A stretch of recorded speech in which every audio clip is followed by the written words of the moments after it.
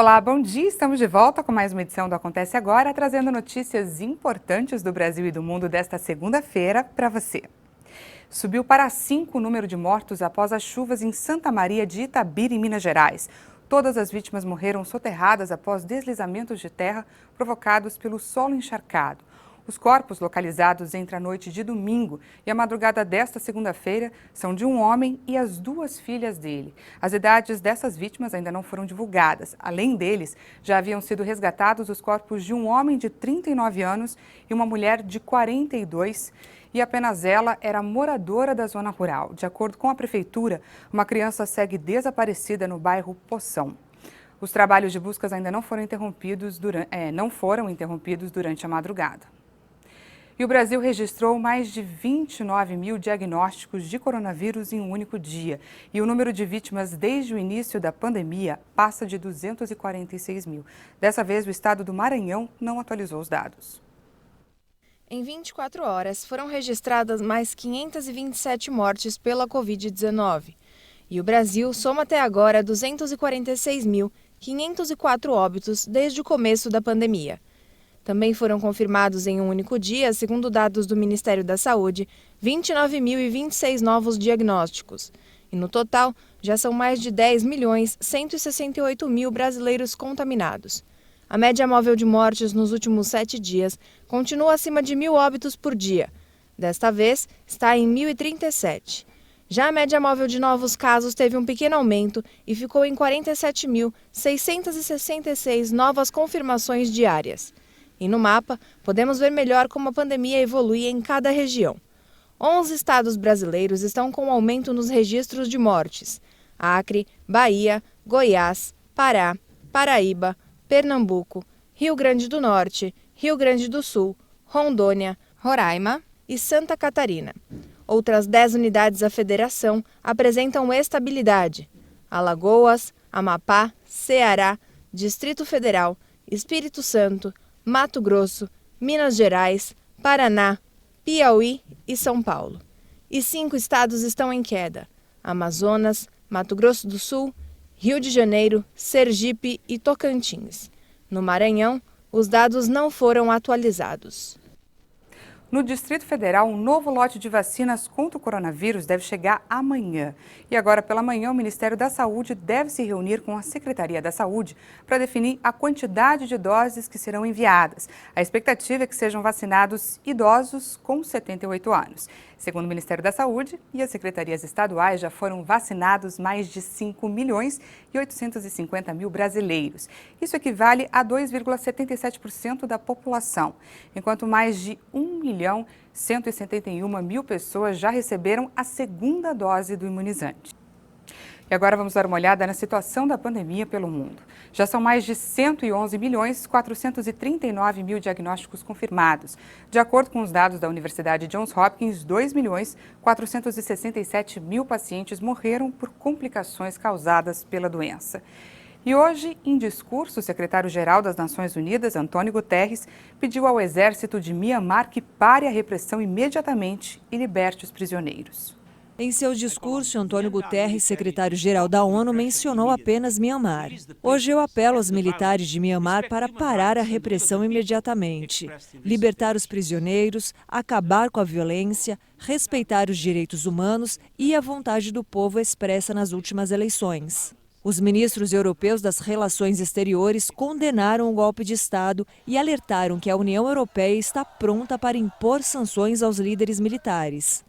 Milhares de pessoas permanecem às ruas para exigir a volta da democracia. Segundo a Associação de Ajuda aos Presos Políticos, 640 pessoas foram detidas nos protestos desde o começo do mês. E agora você vai conhecer uma história que tem servido de exemplo para muita gente, da advogada cadeirante Fernanda Williman de Dourados, Mato Grosso do Sul. Apesar da sua deficiência, ela usa a rede social para falar como consegue superar as dificuldades e ter uma vida normal. O cumprimento dos direitos do deficiente, assim como a acessibilidade urbana, tem avançado, mas ainda está longe do ideal para que cegos, surdos, mudos, cadeirantes e pessoas com outras limitações motoras tenham uma vida independente. É assim, gravando vídeos e postando em rede social, que Fernanda leva a mensagem de inclusão da pessoa com deficiência na sociedade. Ela faz questão de mostrar quais são os grandes desafios que enfrenta no dia a dia. Mesmo com algumas limitações, ela revela que teve uma infância praticamente normal e que foi na adolescência e na fase adulta que percebeu as barreiras que teria que enfrentar como cadeirante para ter autonomia. Como eu era muito pequena, eu tinha 7 anos, eu não tenho muita recordação da minha vida antes da cadeira, já tenho muita memória de depois. E eu costumo dizer que foi natural pelo seguinte sentido: eu comecei a minha vida já na cadeira.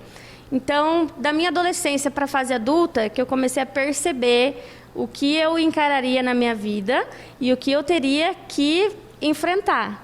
Com 28 anos, formada em Direito, decidiu encabeçar um movimento de conscientização nas redes sociais. Eu preciso fazer alguma coisa para que as pessoas nos enxerguem. Isso faz mais ou menos uns 2 anos e meio, quando eu decidi criar o meu projeto de conscientização, que é as palestras que eu dou nas escolas públicas e privadas também, no ensino médio e também nas universidades. E aí eu comecei a compartilhar também um pouco da minha vida, do meu dia a dia, da minha história nas redes sociais, para mostrar para as pessoas que um cadeirante pode sim ter uma vida independente, pode trabalhar, pode frequentar todos os lugares que ele quiser e viver uma vida normal. Um dos temas que mais aborda é o capacitismo. Fernanda diz que o deficiente tem sim uma condição humana limitada, mas quer ser tratado com respeito e igualdade. Nós somos uma sociedade diversa, todos os seres humanos somos diferentes. A gente não romantiza a deficiência, ela existe, é uma condição humana, mas ela precisa ser respeitada e eu preciso ser vista primeiro como Fernanda e depois a minha cadeira. E isso é sempre invertido, entende? As pessoas, quando me veem a cadeira, a deficiência, depois a Fernanda. A acessibilidade é o que vai permitir que a gente acesse todos os lugares e chegue até o maior número de pessoas possíveis e participe efetivamente da sociedade, né? Sem acessibilidade, uma pessoa com deficiência não consegue ser independente. Então, ela caminha junto, a luta pela acessibilidade caminha junto com o capacitismo, né? Que as duas se completam e fazem com que a gente consiga participar da sociedade e sermos vistos como pessoas. As postagens têm objetivo claro: despertar uma nova consciência na sociedade de como olhar e perceber o deficiente. E tem dado certo. A interação com o público tem sido boa. Fernanda já conta com mais de 4.000 seguidores no Instagram. Eu vejo algo muito positivo e um despertar assim das pessoas em relação a isso.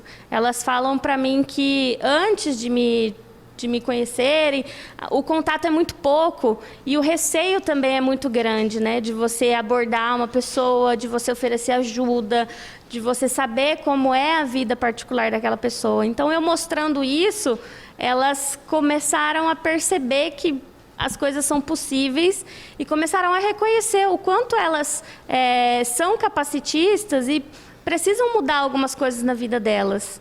Então, está sendo muito legal, acho que é importante continuar e estou bem feliz com o resultado. Quem quiser pode apoiar o projeto e fazer parte dessa corrente de inclusão e conscientização. É só seguir a página da Fernanda, Fer Willeman, com W, 2 L's e 2 N's. Um exemplo mesmo. Essa edição fica por aqui. Você confere mais informações à 1h da tarde com Renato Diniz. Muito obrigada pela companhia, um ótimo dia para você e até amanhã.